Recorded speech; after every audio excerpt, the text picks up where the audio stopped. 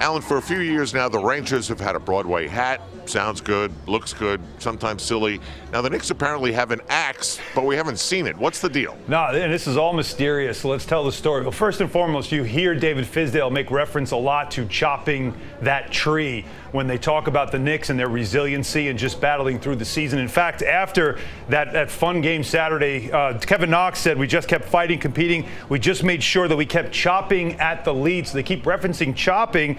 Well, that mentality is represented by an axe, an actual axe that they take around with them everywhere they go. On the handle, Fizdale had the players sign, which is sort of like a covenant. All their autographs are on the axe handle, and it's just to represent the idea of just chopping away and not worrying about when the tree falls. And basically that's what he talked about when he said the axe is just a symbol of chopping this tree every day, putting in the work with the right attitude. No matter what happens, you stick together and keep chopping the tree together.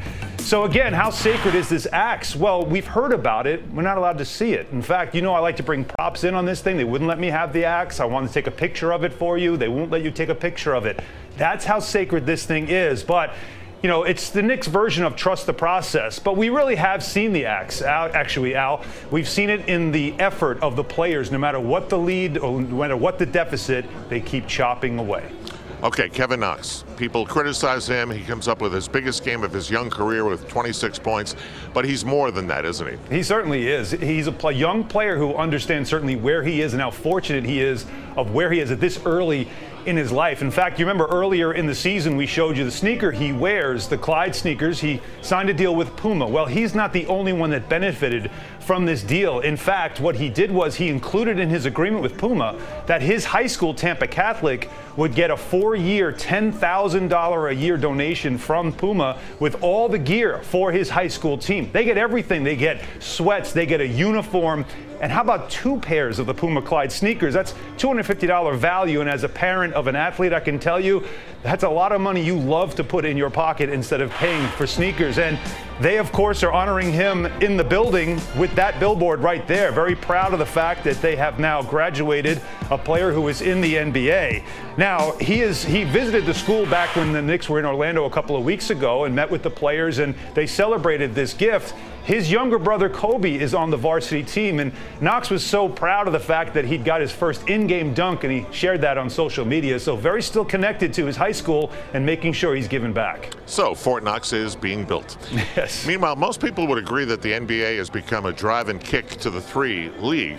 Not everybody loves it, but when someone speaks out against it, not everybody likes that either, as in Greg Popovich. Yeah, and that's true. Now, how about Saturday's game? Let's reference it again. I mean, how much fun was that game? And we're talking about the 270 combined points and 38 threes and highlight film dunks. And Greg Popovich says that's boring. It's the quote he had last week. The Spurs got blown out in back-to-back games, and he said there's no basketball anymore. There's no beauty in it. It's pretty boring. Now, it might be boring to him because that's the style they've been successful with for the past 20 years, is a slow-it-down kind of game. But it might be time for the Spurs to catch up with today's game. Take a look at where they rank right now. As the game is speeding up, more threes. Well, they only take 24 a game, and that's one of the lowest in the league. Their pace, again, one of the lowest in the league. And you see the averages are on the right. And then the points per game. Now, they're just below it, but that's been an issue as well for them. So, is this going to jeopardize their ability to make the playoffs? They're right now under 500 in the Western Conference. So that is something to certainly keep an eye on. And Greg Popovich is at the end of his contract. He might want to walk away from the game maybe as the game is starting to change. But on this topic of the NBA being boring with too many threes, Steph Curry was asked if he agreed with Popovich, and his response was, nope. Sometimes the best response is just one word. Yes.